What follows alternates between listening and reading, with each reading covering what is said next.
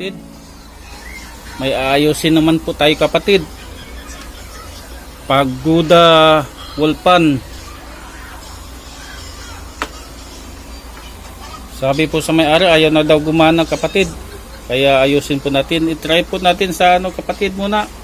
Tester po natin.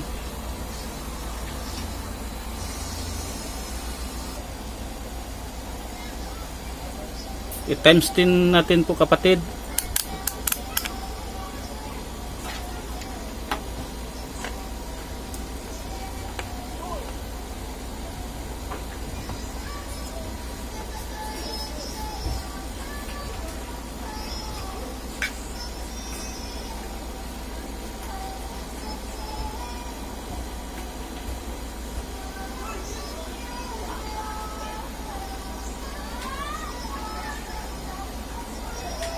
Iwan po natin kapatid.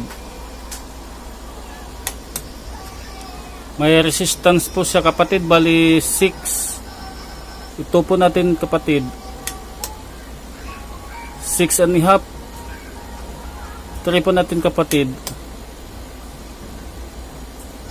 8 kapatid. Naguhit. Ibig sabihin may resistance po siya kapatid. Subukan po natin sa kuryente.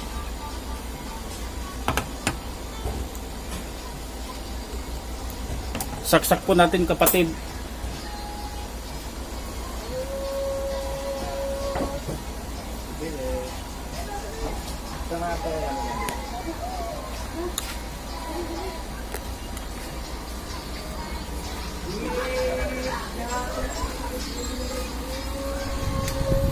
Bali gumana po siya kapatid, pero mahina ang number 3.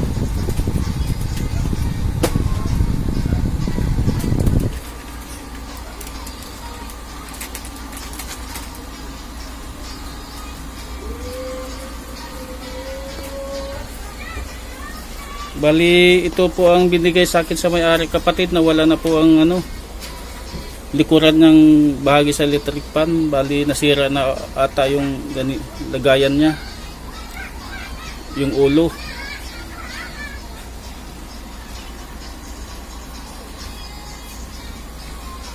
Subukan po natin na hawakan kapatid.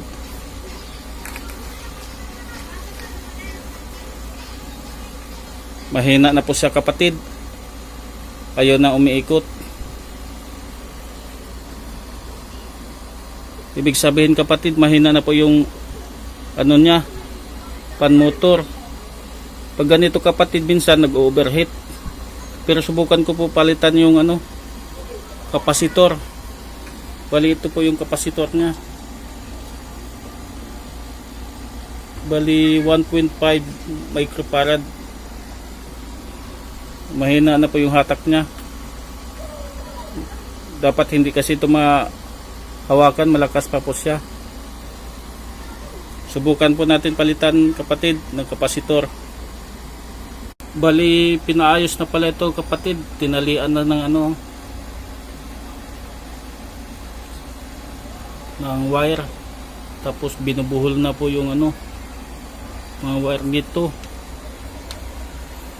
Parang ginajumper na pala ito kapatid. Yun ibig sabihin itong pan motor na ito sira na yung line 1 nya. Tsaka mainit po siya kapatid. Ibig sabihin nag-overheat na pala ito siya. Nag-overheat nito. Mainit. Hindi karaniwan yung init niya. Nag-overheat na siya. Hindi na ito tatagal. Bali subukan ko po kapatid.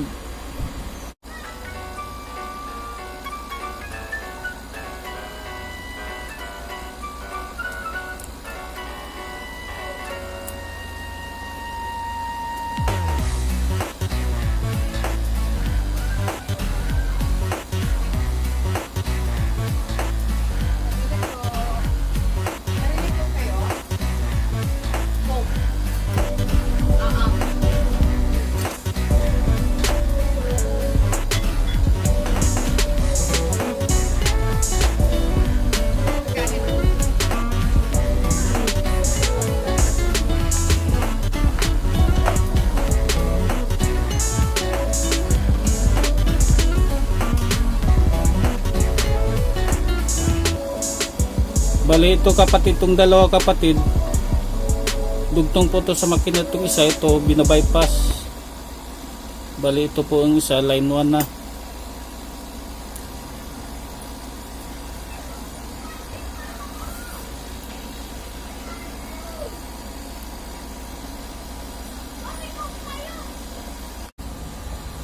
Minsan kapatid, lalo na sa mga baguhan, mag-ingat po dito na mag-connect po dito kapatid tong capacitor po natin, yung linya, kasi nakakakurente. Kaya kaunting ingat sa mga baguhan. Kailangan lagyan ko ng ano kapatid para sigurado. Minsan mag-ground. I-try po natin sa kurente ulit. Pinalitan ko lang ng kapasitor. Iwan po natin kapatid.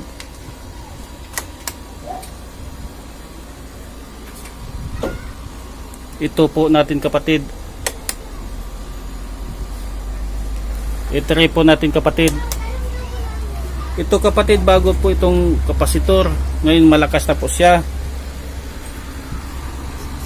Pihitin mo to kapatid, hindi na po mapihit yan, hindi mapahinto yan, malakas na po siya.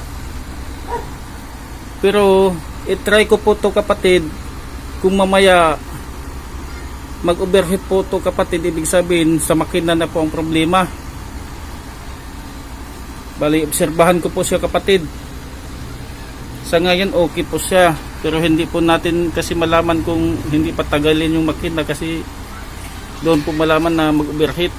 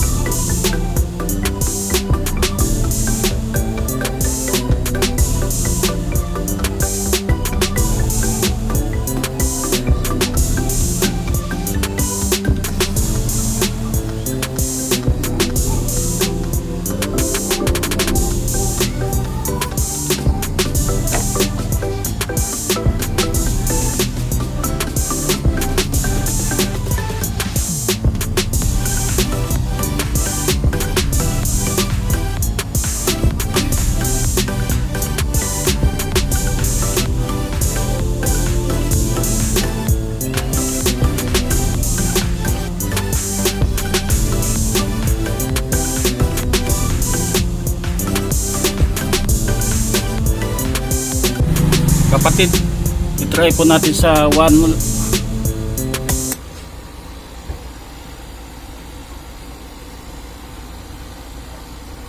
Ito po natin kapatid.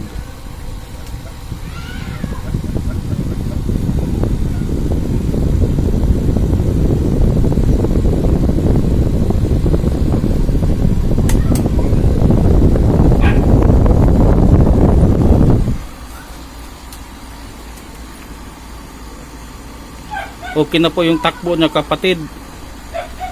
Pero may hinala po ako dito kapatid. Hindi na po aabutin to ng 8 oras. Mag-overheat na po ito.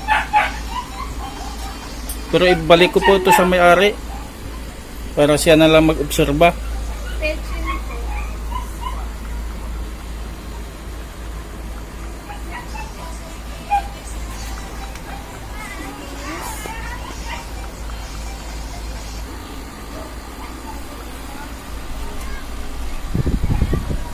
Kapatid, sa uli ko na ito sa may-ari kapatid para masubukan niya na mahaba-habang oras na testing niya.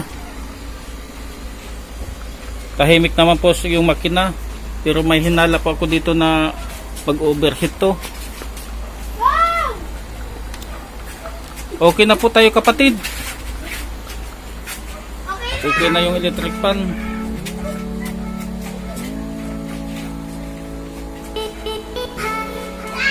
Maraming salamat kapatid sa panood sa bidyong ito.